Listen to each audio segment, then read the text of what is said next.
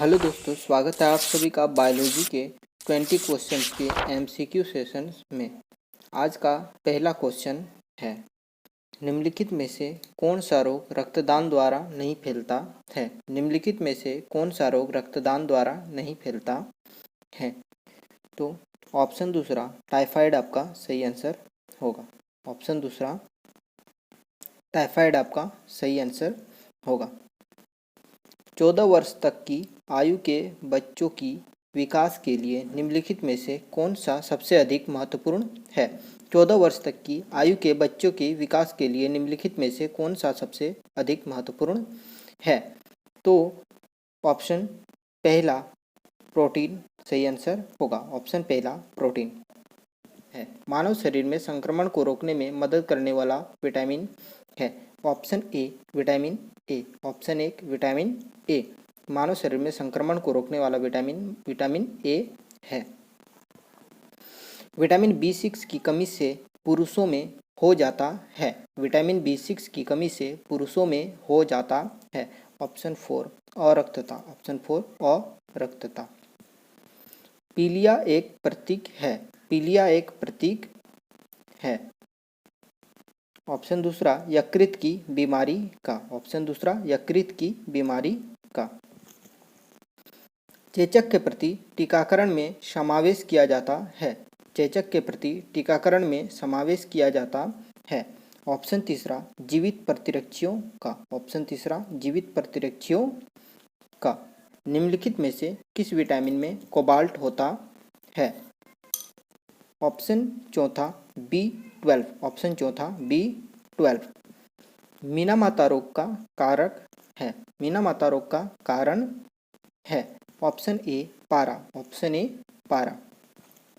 परजीनी फसल स्वर्ण चावल किस वांछनीय लक्षण के लिए तैयार की गई है। परजीनी फसल स्वर्ण चावल किस वांछनीय लक्षण के लिए तैयार की गई है। ऑप्शन एक विटामिन ए। ऑप्शन एक विटामिन ए। निम्नलिखित आनुवांशिक रोगों में कौन यौन संबंधित है। निम्नलिखित आनुवांशिक रोगों में कौन यौन संबंधित है। पहला ऑप्शन हीमोफीलिया। पहला ऑप्शन हीमोफीलिया। जापानी इंसेफेलाइटिस का कारण क्या है। जापानी इंसेफेलाइटिस का कारण क्या है। ऑप्शन दूसरा विषाणु। ऑप्शन दूसरा विषाणु।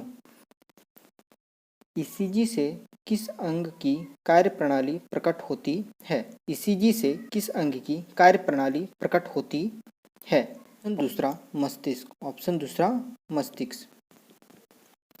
केसीन दूध होता है। केसीन दूध होता है।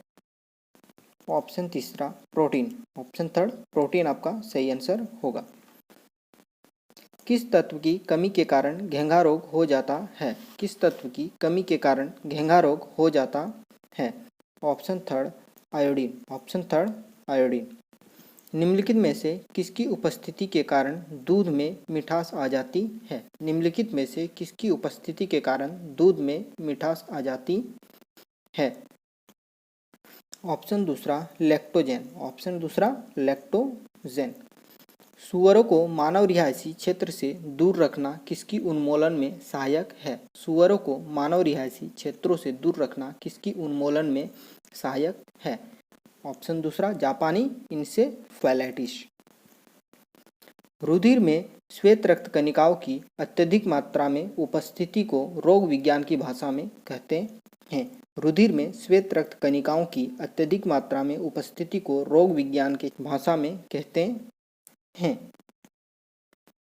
तो इसको ल्यूकेमिया कहते हैं। ऑप्शन दूसरा ल्यूकेमिया कहते हैं।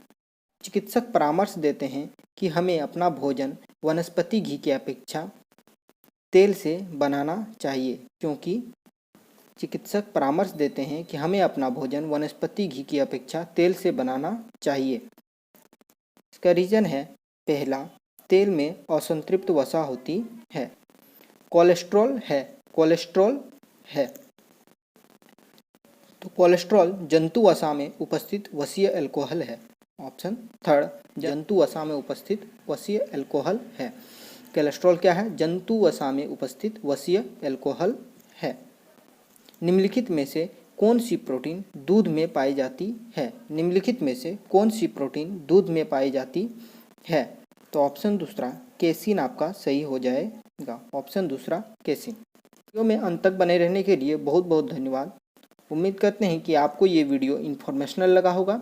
यदि आपको वीडियो पसंद आया है तो वीडियो को लाइक कर लीजिए, चैनल को सब्सक्राइब कर लीजिए एवं बेल बटन को दबा दीजिए ताकि आने वाली कोई भी वीडियो आपसे मिस नहीं हो।